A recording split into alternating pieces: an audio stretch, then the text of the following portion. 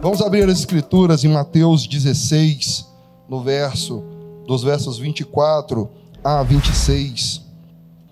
Mateus 16, versos 24 a 26, que foi o tema de abertura que o Marquinhos ele leu para nós, que diz assim: Então disse Jesus a seus discípulos: Se alguém quer vir após mim, a si mesmo se negue. Tome a sua cruz e siga-me. Porquanto quem quiser salvar a sua vida, perdê-la-á, e quem perder a sua vida por minha causa, achá-la-á. Pois que aproveita o homem se ganhar o mundo inteiro e perder a sua alma? Ou que dará o homem em troca da sua alma? Nós temos vivido num mundo onde tantas coisas têm acontecido de ruim. Nós temos declarado, nós temos denunciado nesse ministério que as coisas estão cada vez mais piorando para a nossa realidade, a realidade humana deste mundo. Nós vemos que as guerras têm tomado conta, a fome tem tomado conta, a maldade tem tomado conta. Eu trabalho no judiciário, e eu vou nas casas onde pais estupram filhos, onde marido espanca a mulher para poder tirar esse pai de dentro de casa, para tirar esse marido de dentro de casa, e isso tem acontecido de um modo tão exagerado. Eu tenho visto isso todos os dias acontecendo. Eu tenho visto a maldade se multiplicando. Eu tenho visto que esse mundo está cada vez mais precisando do amor de Deus, precisando encontrar uma luz que está tão distante para aqueles que não creem, está tão distante para aqueles que não conseguem enxergar salvação em Cristo. O pastor ele sempre brinca aqui, ele fala assim: eu acho que tem 5 pessoas entendendo o que nós estamos falando. E nós estudamos aqui nesse ministério muitos conceitos, nós estudamos aqui muitas coisas, assim, nós falamos sobre a queda, nós falamos sobre haver um alvo, nós falamos sobre redenção, nós falamos sobre salvação, nós falamos sobre ser gerado um pensamento crístico em nossas vidas. Mas nós temos ouvido todos os dias isso, mas o quanto isso tem sido gerado em nossos corações, quanto disso tem sido verdadeiramente transformado, tem gerado transformação nas nossas vidas. A pergunta que eu quero hoje deixar logo de início é: o quanto isso tem se tornado realidade nas nossas existências? Porque a gente ouve conceitos tão profundos, verdades tão profundas, formas de proceder e de agir cristicamente, mas não movidos pela vontade de parecer ser, mas verdadeiramente sendo gerado e transformado em Cristo. Mas muitas vezes parece que nós temos ouvido e não temos assimilado as verdades profundas que têm sido ministrado. Outro dia eu escrevi um texto e lancei no Facebook. Era um texto com eu lírico, né? Eu falei assim: eu fui acusado de tal coisa. Não, eu não fui acusado de tal coisa, era um eu lírico. Eu estava ali escrevendo sobre uma situação que acontece. Eu estava denunciando algo sobre o sistema religioso, o que o sistema religioso faz. E como eu botei assim, por causa da cerveja, muita gente falou assim: pode, Marcinho, você pode tomar sua cerveja, como se eu falasse de cerveja. Como eu não falava de cerveja, eu falava de um sistema corrompido, de um sistema que está caído e que tem transformado pessoas em escravas, pessoas que têm buscado, iniciam a busca a um Redentor e a um Salvador, e encontra na verdade um aio que queira guiá-lo de acordo com a vontade do seu pastor, de acordo com a vontade da sua liderança, escravizando, sempre colocando as pessoas sempre de acordo com a vontade daquele que está posto acima, quando na verdade a supervisão não seria isso. O cargo, na verdade a função de supervisão seria aquele cuidado do irmão mais velho que está ali zelando pelos passos dos demais irmãos novos na fé, guiando, conduzindo, trazendo para o caminho que é Cristo. E quando eu vi que as pessoas conseguem enxergar tão somente aquilo que lhes é dado enxergar naquele determinado momento, porque a gente tem uma carga de informações que limitam, essas cargas de informações limitam a nossa capacidade de compreensão. As cargas de informações, a predisposição da nossa mente. Por exemplo, se eu chegar para você em um ambiente político com a camisa que eu estou usando, o que todo mundo vai pensar? Todo mundo sabe, não precisa nem responder o que vão pensar, não é verdade? Porque a predisposição da mente está exatamente para enxergar aquilo que você está treinado a enxergar. E detalhe, eu vim de camisa vermelha de propósito. Eu vim de camisa vermelha para que eu pudesse mostrar para vocês que há sim uma predisposição na nossa mente, uma indução mental para aquilo que se quer que acredite. Da mesma forma, se eu falar fora dessas paredes aqui sobre inferno, todo mundo vai pensar que o inferno é aquele lugar de lago, um lago de fogo e enxofre que tem um demônio espetando a cabeça da pessoa, que vai impingir um mal para o resto da vida, aliás, por toda a eternidade, de modo que até o diabo é eterno.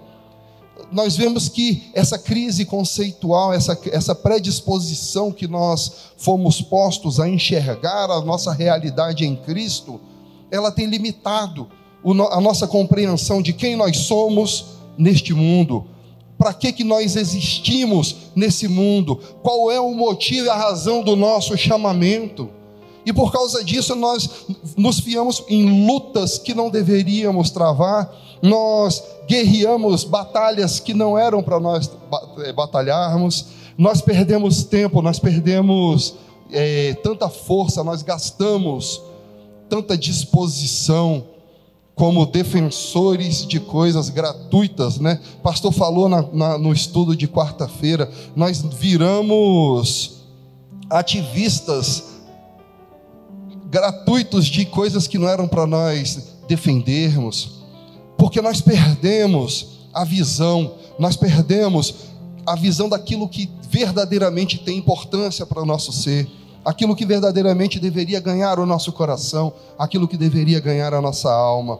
E é por isso que eu quero tratar com vocês sobre esse tema. Eu sei que é um tema repetido que eu vou tratar, mas se a massificação da inverdade, ela faz com que se torne uma verdade no coração das pessoas, você massifica tanta mentira, massifica tanto engano, ele se torna uma verdade no coração das pessoas. Não que ela vai virar uma verdade propriamente dito, mas no coração das pessoas, você vai ver pessoas que vão começar a lutar aquela batalha afirmando que aquela mentira, aquele engano, pela quantidade de vezes que ela foi repetida, ela se torna uma verdade. Então, a minha pergunta é, por que nós não podemos massificar a verdade? Por que nós não podemos repeti-la de modo exaustivo até que isso ganhe a nossa mente e desça para o nosso coração?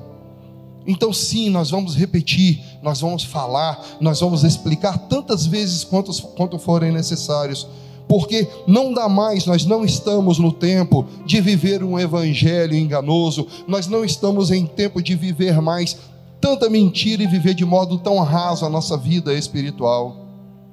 Eu lembro da ministração do domingo passado, o pastor ali dizia assim: vocês ainda não conseguiram entender a grandiosidade de quando todos acordarem.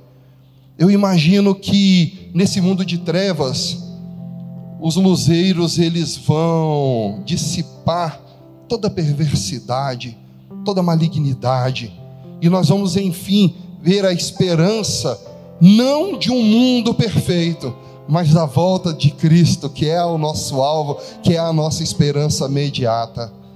Porque quem está esperando um mundo perfeito, um mundo bom aqui e agora, está se enganando, porque na verdade não é isso que vai acontecer. Não é isso que vai ocorrer neste mundo. A tendência é piorar a realidade do mundo. E eu conversava essa semana com uma pessoa e eu falava assim: por que a gente trava a luta de querer lutar contra essas teses, contra essas teorias, essas realidades que hoje se apresentam, se tudo isso que tem acontecido é necessário para a volta de Cristo? Tudo isso se faz necessário acontecer, toda apostasia, toda perversidade multiplicando, isso tudo faz parte da volta de Cristo. Isso tudo precede a volta de Cristo. E nós queremos retardar a volta dele? É isso? Ou nós queremos adiantar a volta dele? Eu quero adiantar. Fui fazer uma verificação de uma pessoa enferma, e a pessoa ali estava com problema de Alzheimer, né? Já não respondia nada. E a família, obviamente, por amor, ela luta. E eu cheguei em casa muito abalado, né? Por conta daquela situação que eu vi, realmente pesada aquela situação.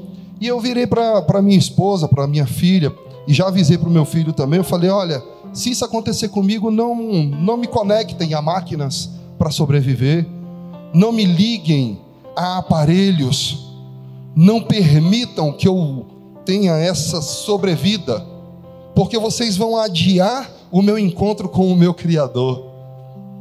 Não adiem com mecanismos humanos, não adiem com máquinas, não adiem. Eu deixei isso muito claro. A minha esposa até brincou, ela falou assim: você quer me arrumar? É problema, né? Mas não é. Eu quero, se for da vontade do Senhor, eu vou me encontrar com o Pai com toda a alegria do coração. Porque quando o nosso tempo se cumprir, o que nos resta, e é essa viva esperança que nós temos, é de que o Evangelho que nos foi entregue por intermédio de Cristo, ele nos dá essa garantia de que, indiferente de toda dificuldade, toda mazela da nossa carne, toda doença da nossa alma, todos os erros, tudo aquilo que nós cometemos de falhas, coisas muitas vezes absurdas na nossa carne, nós temos a certeza de que nós temos um Deus que intercede por nós, nós temos um Cristo que nos lava, que nos redime. E quando nós falamos de um evangelho prático no mundo real, nós queremos enxergar o que há verdadeiramente de diferente no meio do corpo cristão, o que deve haver de diferença, para que não sejamos confundidos com o mundo. Vamos usar um termo que é coloquial, se vocês me permitirem. O que nos difere quando nós vemos um mundo de insensibilidade, um mundo em que a banalização do mal, ela se tornou algo tão forte. O mal, ele foi totalmente banalizado, e nós, como muitas vezes agimos como cooperadores dessa banalização, nós agimos como agentes dessa insensibilidade. Na quarta-feira foi dito que o problema da humanidade hoje é a insensibilidade e a embriaguez. Nós estamos insensíveis à voz do Senhor, nós estamos insensíveis às coisas que são concernentes ao Espírito, porque nós estamos embriagados, mas não é embriagado do vinho ou da cerveja, nós estamos embriagados, inebriados, nós estamos completamente ganhos por essa realidade mundana, material, que dá tanto ao homem a força para o ego, a força para o egoísmo, a força para que ele possa continuar caminhando como se ele fosse o alvo de toda a criação, como se ele fosse a razão da existência humana. Mas nós precisamos resgatar, e a intenção nessa ministração é que nós possamos tocar a essência, tocar o porquê de nós estarmos vivendo nesse mundo, tocar a realidade das coisas espirituais. Eu vou tentar ser o mais simples possível. Porque a gente vira e fala assim sobre todos esses erros, sobre todas essas mazelas, né? A gente fala assim, quando a gente estava em outro tempo, a gente falava assim, é culpa do diabo. Quem já usou isso? É culpa do diabo. Aí agora a gente tendo aprendido quem é o diabo, o que é uma consciência diabólica, hoje a gente fala, é culpa da queda. Sempre um jargão para jogar para terceiro a responsabilidade daquilo que é nosso. Como Adão falou, foi a mulher que tu me deste.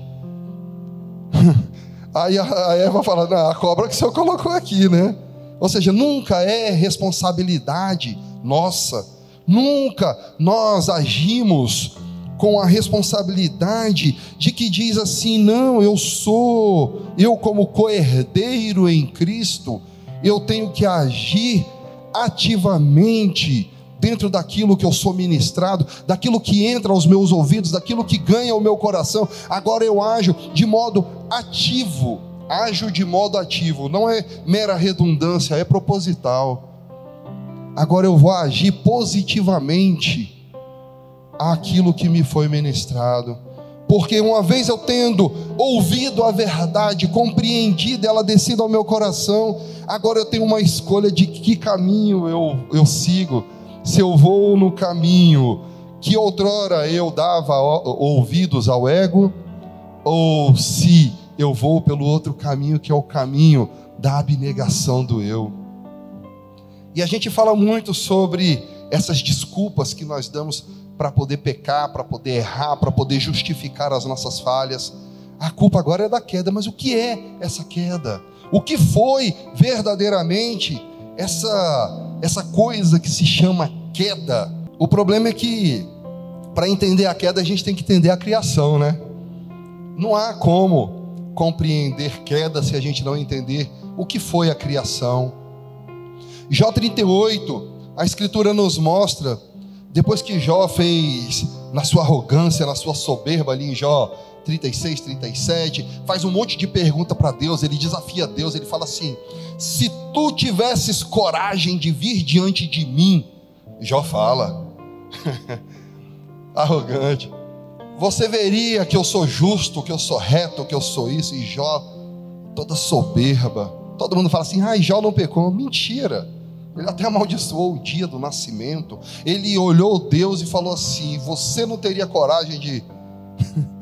E Deus, ele vira para ele em Jó 38, fala assim, põe-te de pé que eu vou falar contigo, eu não vou falar com um homem caído não, levanta, põe-te como um homem, cinge os seus lombos, que eu vou falar contigo. Vamos ler Jó 38, depois disso o quê? Depois vocês leiam aqui, 38, depois disso, diz o Senhor do meio de um redemoinho respondeu a Jó, quem é este que escurece os meus desígnios com palavras sem conhecimento? Cinge, pois, os lombos como homem, pois eu te perguntarei e tu me farás saber. Ou seja, Deus vira para ele e fala assim, Jó, se levanta aí que agora eu vou falar contigo. Chega de toda arrogância, toda soberba, toda ousadia desarrazoada, que agora eu quero te colocar no teu lugar. E ele começa a falar, onde estavas tu quando eu lançava os fundamentos da terra? Dize-me se tens entendimento, quem lhe pôs as medidas, se é que o sabes? Ou quem estendeu sobre ela o cordel? Ou sobre que bases estão fundadas? Ou sobre o que estão fundadas as suas bases? Ou quem lhe assentou a pedra angular? Aqui Deus ele começa a falar sobre o momento da criação. Ele fala sobre o momento em que ele, derramando todo o amor, ele começou a fundação do mundo. E ele fala assim que todas as coisas foram feitas, tem uma pedra angular. Vocês sabem o que é uma pedra angular? Ela não é construída de qualquer jeito, ela respeita ela respeita o fio que ela vai seguir, o ângulo que ela vai ser construída. Ela não foi feita conforme... Deus não é Deus de caos. Eu lembro tão disso daí do querigma. O pastor um dia fala assim: Deus não é Deus de caos. Eu falei: o que isso quer falar? E quando eu compreendi que Deus é um Deus tão perfeito que Ele não coaduna com o caos, eu entendi que a terra, toda a criação, na verdade, ela foi feita de um modo em que não podemos confundir com a bagunça que estava a terra em Gênesis 1. Ou seja, toda a criação, ela vem anterior ao próprio Gênesis 1, 2. Quando diz aqui, olha, no princípio criou Deus o céu e a terra, Gênesis 1, 1. Mas aí no Gênesis 1, 2 fala assim: mas a terra estava sem forma e vazia. E por que ela estava sem forma e vazia? Se o Deus criador, Ele não é Deus de caos, mas Ele é um Deus que cria o cosmo. Ele não é um Deus que faz as coisas de um modo desmedido. Antes, na própria Escritura nos mostra que Ele se assenta e faz o cálculo de todas as coisas que seriam necessárias para a consecução da sua vontade, de modo que Ele não para no meio a sua obra. Pelo contrário, Ele é fiel e justo para terminá-la. E a gente acreditou por anos que Deus criou um caos, e que o momento da criação Deus falou: haja luz, Gênesis 1, 3. Mas esse haja luz do Gênesis 1, 3, ele nos leva a remeter o seguinte, a Gênesis 1, 2, que o Espírito pairava sobre a face do abismo. Havia trevas sobre a face do abismo, o Espírito de Deus pairava sobre as águas. Que águas são essas de Gênesis 1, 2 que não foram criadas em Gênesis 1, 1? Vocês estão entendendo que eu quero chegar a um ponto em mostrar para vocês que antes dessa criação de Gênesis 1, 2, 3, 4, 5, 6, os 7 dias da criação, como é dito, existe uma criação que lhe é pretérita, uma criação que antecede a essa própria criação da terra, que na verdade não pode ser compreendida como criação, mas a reorganização ou a recriação dessa terra. E onde que nós vamos parar, se não no momento da eternidade, em que Deus, Ele bota um interstício no tempo, na eternidade, e agora cria o que é chamado de tempo. Porque o tempo, ele é algo contável, e Deus, ele não pode participar de nada que seja contável, porque Deus, ele não pode ser exprimido por medidas. Ele é eterno, tão somente eterno. E a gente entra agora nesse momento em que Deus, ele cria todos os seres celestiais, os arcanjos, os querubins, e cria cada um deles como a mais pura demonstração do seu amor. É Deus derramando o seu amor na criação de cada um dos seus filhos, cada uma das suas criaturas. É o amor de Deus sendo manifesto no momento criativo, no momento em que Ele derrama de si, porque as coisas não vêm do nada, tudo vem daquele que é a fonte inesgotável de vida. Não existe uma ou outra vida, existe a vida, que é a vida de Deus, do qual todos nós somos participantes, do qual todos nós temos essa mesma fagulha.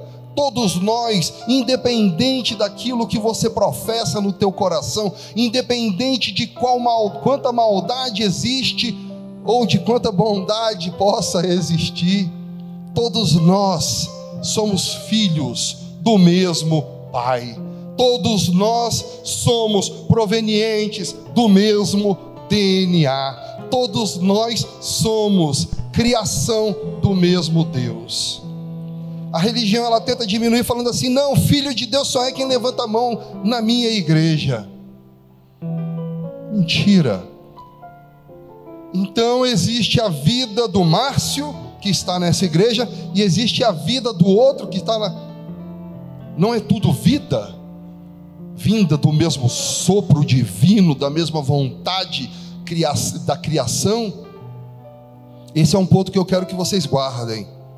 Então, nessa criação original, Deus criou também um anjo que estava acima de todos, posto em primazia sobre todos os anjos. Ele exercia a função de rei e sacerdote sobre os demais anjos, sobre os demais componentes da criação. Rei e sacerdote. Rei como quem é detentor do poder divino, e sacerdote que era aquele que ligava a vontade de Deus à criação e ligava a criação ao próprio Deus. E existia esse que se sobrepujava a todos os demais anjos, esse querubim que era considerado o mais belo e mais sábio de todos os querubins. E um dia entrou no seu coração, por causa da sua beleza, por causa da sua sabedoria,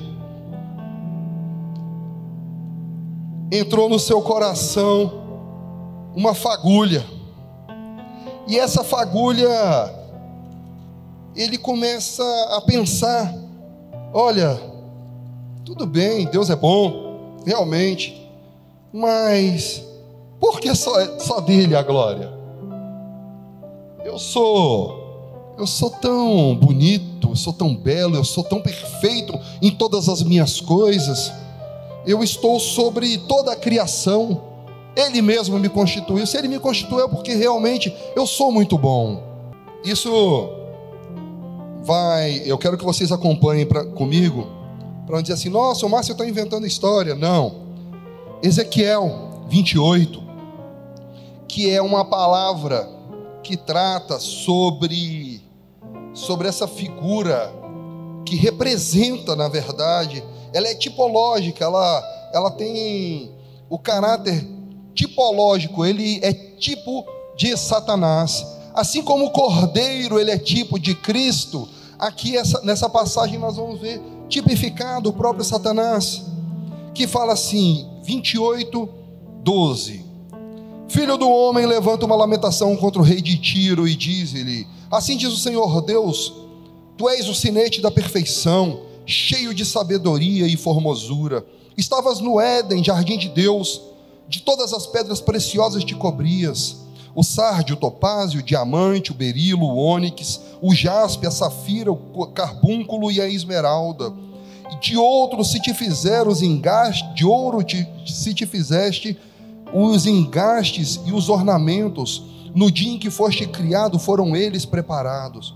Tu eras querubim da guarda, ungido, e te estabeleci. Permanecias no monte santo de Deus, no brilho das pedras andava. Perfeito eras em todos os teus caminhos, desde o dia em que foste criado, até que se achou iniquidade em ti. Na multiplicação do teu comércio se encheu o teu interior de violência, e pecaste. Pelo que te lançarei profanado fora do monte de Deus, e te farei perecer, ó querubim da guarda, em meio ao brilho das pedras. E aqui ele fala que na multiplicação do teu comércio se encheu o seu interior de violência e pecaste. Primeiro, o pecado nasceu de uma dúvida plantada no coração, nascida no coração desse querubim. Por que não sou eu que estou assentado ali no lugar de Deus, se eu sou tão bom? Dúvida essa que só pode existir quando nós não conhecemos os atributos do nosso Criador. Porque se nós conhecermos, nós não podemos e não vamos pecar contra Ele. Porque ao conhecer os atributos, essa dúvida, ela não vai ganhar corpo, ela não vai ganhar lugar. E eu digo ganhar corpo porque quando nós falamos num corpo, nós pensamos num corpo que começa pequeno e com o tempo ele vai crescendo e vai se tornando forte, vai se tornando esguio. E assim foi esse sentimento no coração, que começou realmente muito pequeno, e com o tempo, como de um modo processual, que tudo na nossa vida é processo, esse coração começou a se encher de violência contra o Criador. E aqui ele diz: e pecaste. E pecaste. Esse é o momento em que no coração dele já não há lugar para a volta. É o momento em que no coração daquele que era Lúcifer, que quer dizer o portador da luz, ele deixa de ser Lúcifer e se torna agora Satanás, que é o opositor. Então aquele anjo perfeito em todas as coisas, agora ele se torna opositor, opositor a Deus, opositor e diabo, que é aquele que divide, né? Ele é o diabo e Satanás, conforme nós lemos em Apocalipse. Agora você pensa comigo que ele estava ali perfeito, em plena harmonia, e esse lugar que ele deu no seu coração o fez cair, o fez pecar e se afastar de Deus. Um dia uma pessoa perguntou assim: mas se Deus é tão bom, por que ele não perdoa o diabo? O problema do perdão do diabo não está para Deus, está para o diabo. Aqueles que são indesculpáveis diante de Deus, não está para Deus, que é por amor. Aqueles que são indesculpáveis diante de Deus, aqueles que se fazem imperdoáveis, não é de Deus para o homem, mas é do homem para Deus. Porque alcança-se um patamar de lama, um lamaçal tão grande que a pessoa já não consegue mais pensar e olhar para o Criador e ver nele redenção e salvação. E isso se repetiu na figura da criação de Adão e Eva. Nós vemos no momento também da criação, da recriação da terra, ou da reorganização, que chamem como quiser, não vai mudar uma verdade absoluta de que todas as coisas celestiais pré-existiam, a Gênesis 1, 2, 3, 4, 5. E ali, naquele momento em que Deus, derramando do mais puro amor, a figura que é utilizada nas Escrituras, diz que ele moldou o homem do pó da terra. Você imagina o Criador que pode todas as coisas com a força da tua palavra, da própria palavra. Ele não declarou, mas a Escritura diz que ele nos moldou. É o derramar do amor do Pai, é o derramar do amor do Criador, esculpindo a mais bela das criações, o ser humano. E o ser humano, ele vivia em plena comunhão com Deus.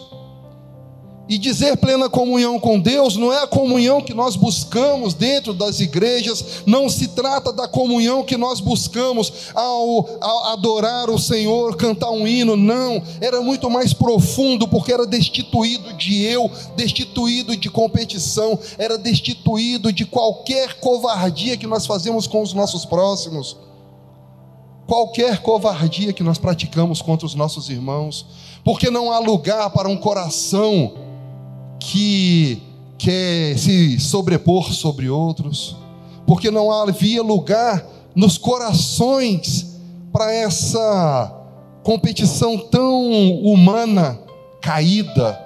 Eu costumo, toda vez que eu venho aqui, eu dou um exemplo muito prático para mostrar o quão distante nós estamos da comum unidade com o Espírito. Eu falo sempre do trânsito. Quando alguém dá a seta para poder te ultrapassar, você acelera. Para quê? Para quê? Quando alguém quer entrar, você não permite. Sabe por que eu dou sempre, todas as vezes eu dou o exemplo do trânsito?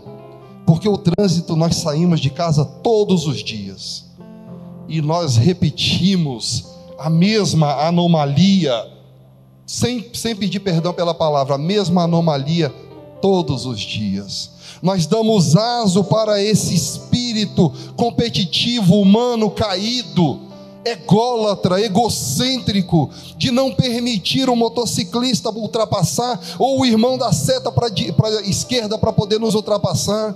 Eu lembro de uma história que eu estava dentro de um carro, e a pessoa andava a 50 na faixa da esquerda, ela andava a 50 na faixa da esquerda, não estou exagerando. Aí quando alguém saía de trás dele para a direita para ultrapassar, ele olhava e falava assim: tá querendo me passar, babaca? Tu não vai não, você acha que seu carro é melhor que o meu? pá, e acelerava. Isso uma vez, 2 vezes, 3 vezes. E todas as vezes ele falava, xingava a pessoa do mesmo jeito. Teve um dia que eu falei, olha, desculpa, mas você quer isso? Por que você não vai para a direita? Por que você não sai da faixa da esquerda? Que competição ignorante, estúpida é essa que nós fazemos, que nós damos aso no nosso coração para não olhar o nosso irmão como um igual? Nossa, Márcio, você está falando tanta coisa feia, estúpida, né? Nós somos assim. Infelizmente nós somos assim. Aí dentro das nossas casas, você acha que nós agimos diferente do que no trânsito? No nosso trabalho, eu podendo ajudar, eu vou ajudar nada, ele recebe o mesmo salário que eu, ou então ele ganha mais que eu, por que eu vou ajudar? A gente podendo fazer, não faz. Mas por que a gente não faz? Porque o mesmo espírito ocorrido lá no começo de todas as coisas em Satanás, encheu o coração de Adão, que quer dizer humanidade. O termo Adão quer dizer humanidade.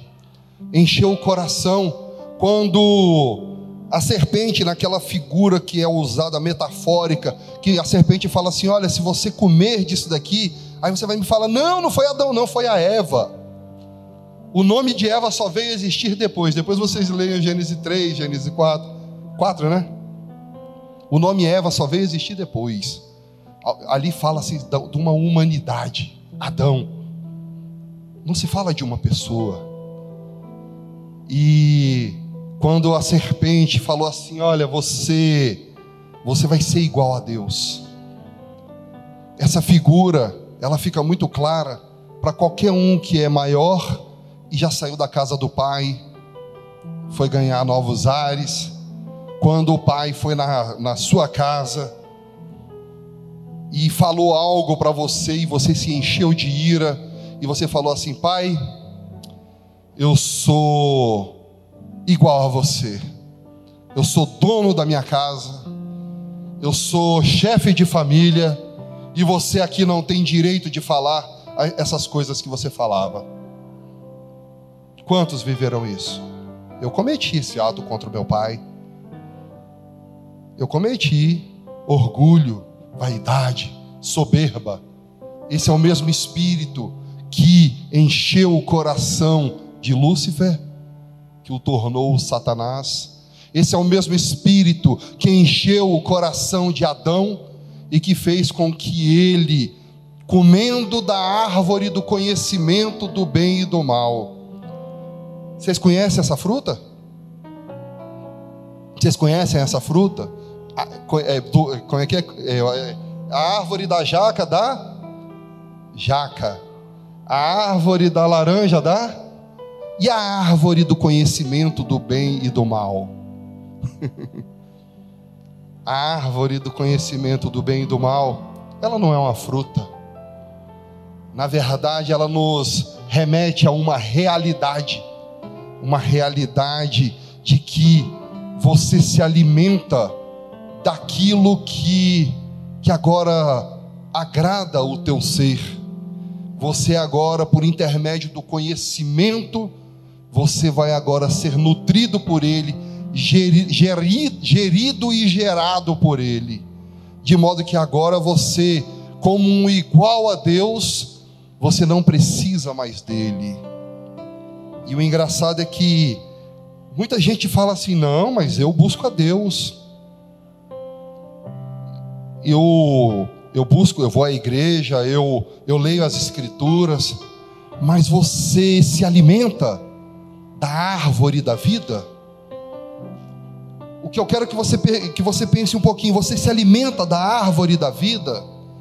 Porque a árvore da vida, ela é uma representação de uma realidade que em nós se chama Cristo.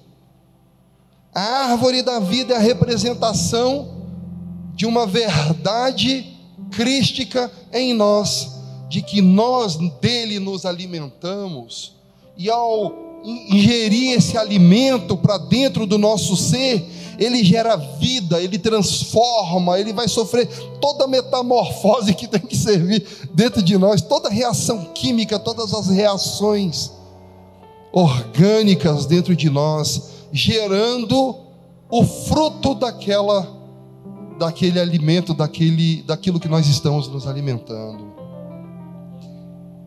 E esse mesmo Espírito que ocorreu em Adão, em Lúcifer, continua ainda em nós. Mas continua, é só olhar para a sua realidade, é só olhar para as coisas que te rodeiam.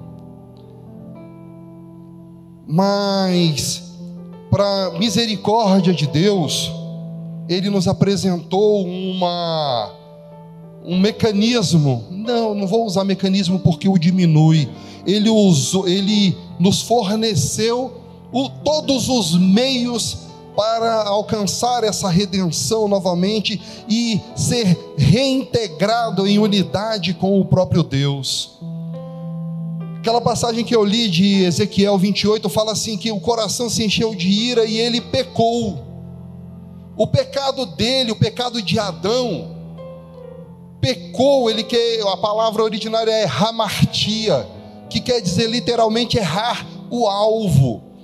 Esse erro do alvo, ele está intimamente ligado a algo que nós deveríamos proceder em vida, mas nós, por causa de um engano no coração e na mente, não estamos procedendo. Uma busca que nós deveríamos praticar, mas nós não praticamos porque a nossa mente ela está entenebrecida, a nossa mente ela está escurecida, ela está em trevas para enxergar as realidades que nos são, na verdade estão ocultas, por causa do nosso coração, por causa da dureza do nosso coração. E assim, esse mesmo pensamento que tem regido a humanidade, essa mesma vontade de ser, vontade de estar acima do outro, essa competitividade, você olhar para o seu irmão como alguém que, nossa, tem mais do que eu, deve estar roubando. Quantos já viram um carro chegar na garagem e falar assim, deve ser traficante? A Natália ontem falou sobre isso, de um casarão ali onde ela mora, a pessoa fala assim, deve ser traficante. Não, não é. Dá glória a Deus que o irmão está sendo abençoado, dá glória a Deus que... Por que esse espírito? Para que nós vamos nos dar a isso? Os homens, por conta dessa história, após a queda, que aí vem toda a humanidade sendo ganha por esse mesmo pensamento, os homens se tornaram com essa competição acirrada, querendo ser sempre melhor um do que o outro, querendo estar sempre acima um do outro, posição de superioridade, sou eu quem mando, sou eu quem faço. E foi construído nesse pensamento coletivo, um pensamento em que o ser humano só vale aquilo que ele tem, só vale aquilo que ele conquista.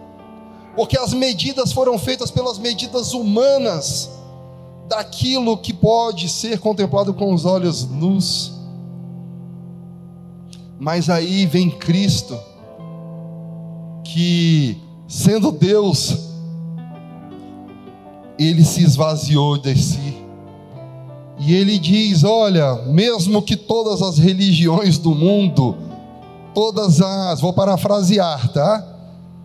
Todas as religiões do mundo busquem a redenção, mesmo que os homens busquem mecanismos de me reencontrar, mesmo que vocês façam para vocês torres, mesmo que construam belas igrejas, é no coração que vocês encontrarão o reino de Deus. Vocês sabem que isso daqui está para os homens, vocês não sabem? Não é, pastor? Isso é para os homens, isso não é para Deus. Você quer fazer algo de verdade para Deus? Isso daqui é para que nós tenhamos conforto. Como o pastor falou, isso daqui não é a casa de Deus, não, isso daqui não é a habitação de Deus. A Escritura diz que o reino de Deus está dentro de vós, porque Ele habita o teu ser, Ele habita o meu ser. A habitação de Deus somos nós. E o Cristo coletivo, ele é formado pelos irmãos congregados, pelos irmãos reunidos.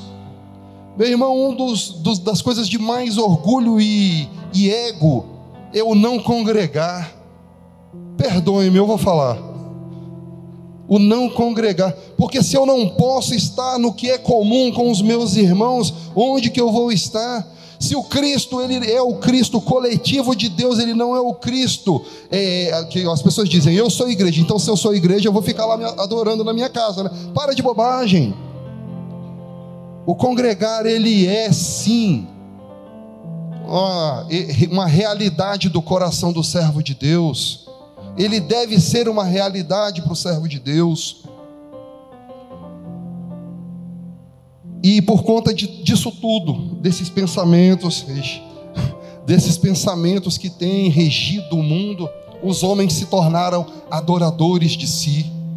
Lá em 2 Timóteo 3, vamos abrir 2 Timóteo, de 1 a 4. Diz assim: sabe, porém, isto: nos últimos dias sobrevirão tempos difíceis, pois os homens serão egoístas, avarentos, jactanciosos, arrogantes, blasfemadores, desobedientes aos pais, ingratos, irreverentes, desafeiçoados, implacáveis, caluniadores, sem domínio de si, cruéis, inimigos do bem, traidores, atrevidos, enfatuados, mais amigos dos prazeres do que amigos de Deus. Se você pegar esse texto aqui, você ler e comparar com o mundo, com o que você vê uma realidade que se apresenta de modo presente, corpórea. Me respondam, é uma realidade? O mundo não está assim? Mas qual a solução?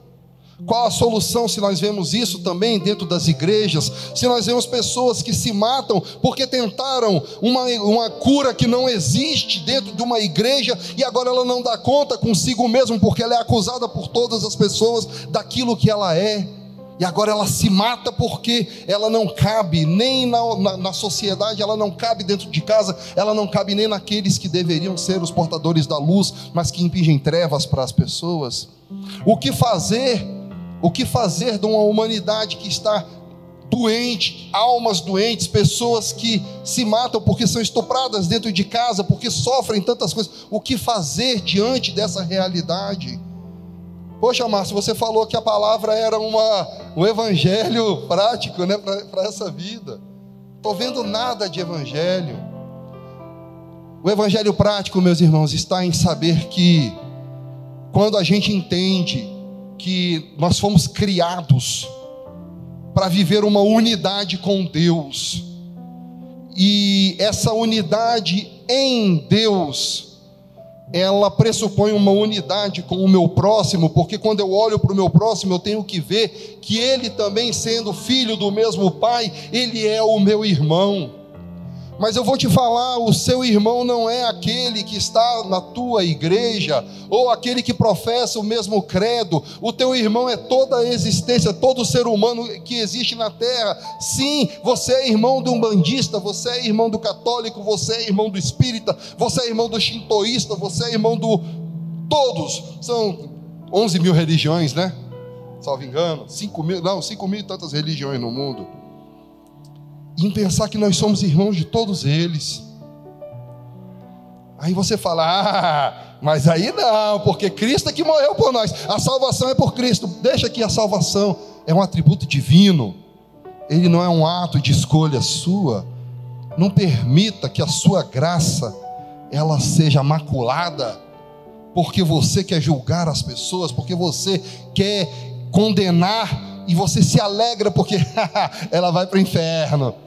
Ela vai ver, o meu pai, ele é fiel, a vingança será minha, diz o Senhor. Não é assim? Coração cheio de... Mas e onde que está, Márcio, o evangelho prático? Porque até agora você mostrou a realidade da criação, você mostrou que havia toda uma criação que foi feita em unidade, Depois isso aconteceu aqui na terra com Adão e Eva. A criação humana havia também uma unidade em Deus, e isso também caiu. E no curso da história os homens foram se corrompendo cada vez mais. Onde que está o evangelho prático?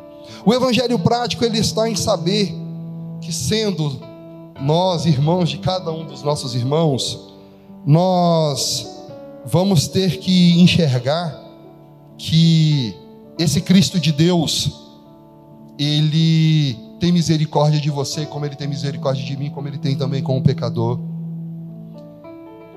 Ele é o mesmo que pega o pecador e fala assim: olha, ama seu próximo.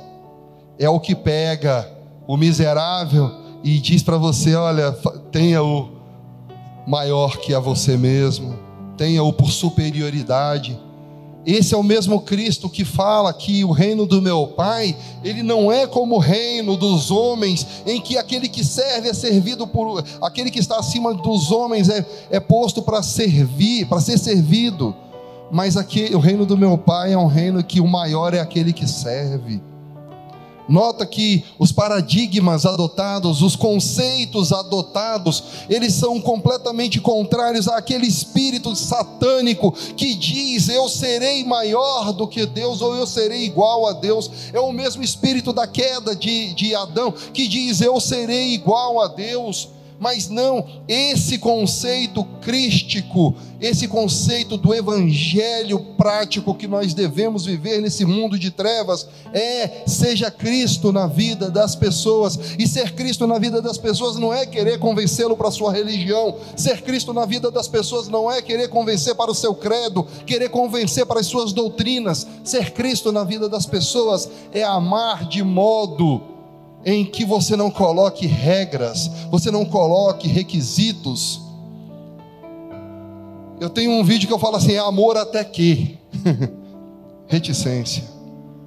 Eu amo, mas deixa a pessoa lhe faltar, deixa a pessoa errar contra você, deixa ela pecar contra você, deixa ela cometer um erro. Ela pode ter uma vida ilibada, anos a fio. Um erro é suficiente para que ela caia em desgraça. Um erro. Aí vem Cristo e fala assim: olha, o reino de Deus, ele tem que ser vivo em cada um de vós, porque eu serei conhecido por intermédio de vós.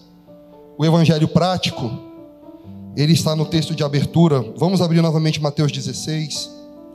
Ele diz aqui, 16:24: então disse Jesus a seus discípulos: se alguém quer vir após mim, a si mesmo se negue, tome a sua cruz e siga-me. Porquanto quem quiser salvar a sua vida, perdê-la-á. Quantos querem salvar a própria vida? Quantos querem ter a sua vida salva? Eu vou corrigir, porque se eu perguntar assim: quantos querem salvar a sua própria vida? É como se vocês dessem conta de salvar. Quantos querem ter a sua vida salva? Você sabe o que ele fala desse conceito aqui?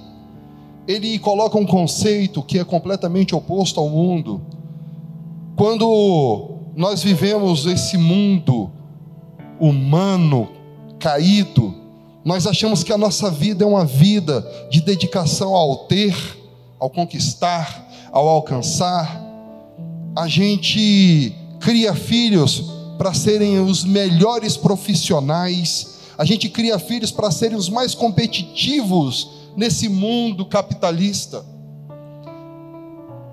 Mas a gente não cria filho para amar a Deus. A gente não cria filho para conhecer a voz do seu Criador. A gente tem a forte tendência de falar: não, mas eu tenho que preparar o meu filho, eu vou botar nas melhores escolas, escola de inglês, escola de música, escola de não sei o que, eu vou mandar para o Canadá para estudar, vou mandar para os Estados Unidos, eu vou mandar para a Europa, eu vou fazer isso, eu vou fazer aquilo. Aí a gente se omite em fazer com que os nossos filhos conheçam o amor de Deus. Aí você responde: não, eu faço, eu ensino meu filho, dou até porrada nele se ele não for para a igreja. Meu Deus, meu Deus, meu Deus. Seja Cristo na vida dos seus filhos, seja Cristo na vida da sua esposa. Esposa, seja Cristo na vida do seu marido. Ser Cristo é ter o mesmo espírito de esvaziamento daquele que, sendo Deus, ele não foi Deus, ele se vestiu de humanidade. Quando nós falamos sobre o Evangelho, nós temos que atentar que a boa nova de salvação não é para viver uma vida religiosa nessa terra. Não é para você se vestir como um crente, botar uma Bíblia debaixo do braço e agora se achar superior porque você faz isso, mas não faz aquilo outro. Seja o que for que seus conceitos te façam crer ser melhor do que os outros, nós não fomos chamados para isso.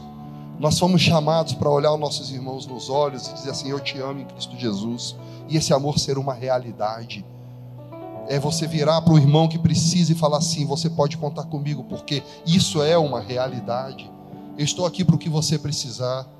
Ah, Márcio, fazer isso com os irmãos é fácil. A Bíblia diz, e é fácil. Se for fácil, por que nem dentro da igreja a gente faz? Porque nem nas nossas famílias nós estamos fazendo, se é tão fácil.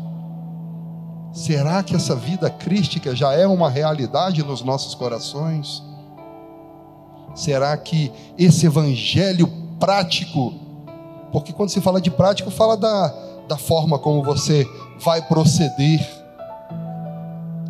tendo a compreensão de quem você é na criação, tendo a compreensão de quem é o seu irmão na criação.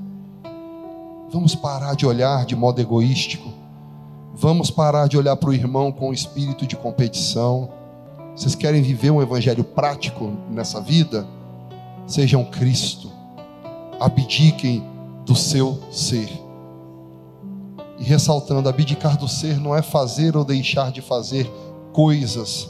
É um proceder de um coração quebrantado.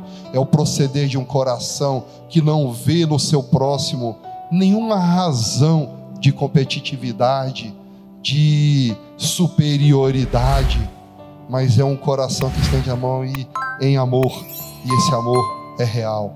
No nome de Jesus, aplauda ao Senhor.